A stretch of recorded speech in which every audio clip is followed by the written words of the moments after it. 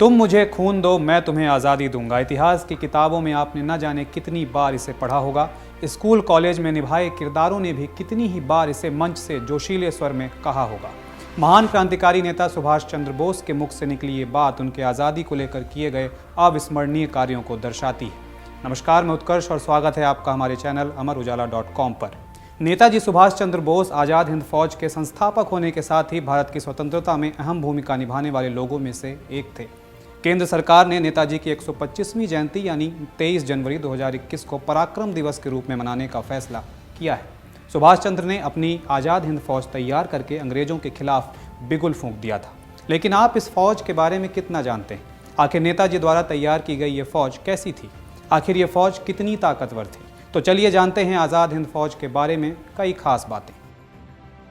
सुभाष चंद्र बोस एक क्रांतिकारी नेता थे और वो किसी भी कीमत पर अंग्रेजों से किसी भी तरह का कोई समझौता नहीं करना चाहते थे। उनका एकमात्र लक्ष्य था कि भारत को आज़ाद कराया जाए।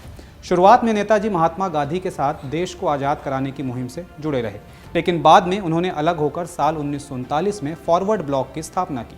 सुभाष चंद्र बोस ने भारत को द्वितीय विश्व युद्ध में शामिल किए जाने का विरोध किया तो अंग्रेजों ने उन्हें जेल में डलवा दिया, जहां नेताजी भूख हड़ताल पर बैठ गए। ऐसे में अंग्रेजों ने उन्हें जेल से रिहा तो कर दिया, लेकिन उनके ही घर में उन्हें नज़र बंद कर दिया।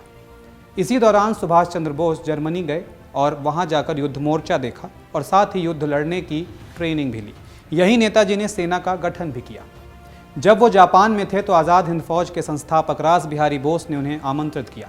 4 जुलाई 1943 को सिंगापुर के कैथे भवन में एक समारोह में रास बिहारी बोस ने आज़ाद हिंद फौज की कमान सुभाष चंद्र बोस के हाथों में सौंप दी। इसके बाद नेताजी ने इस फौज के सर्वोच्च सेनापति की हैसियत से स्वतंत्र भारत की अस्थायी सरकार बनाई, जिसे कोरिया, चीन, जर्मनी, जापान और आयरलैंड समेत 9 देशों ने मान्यता भी दी।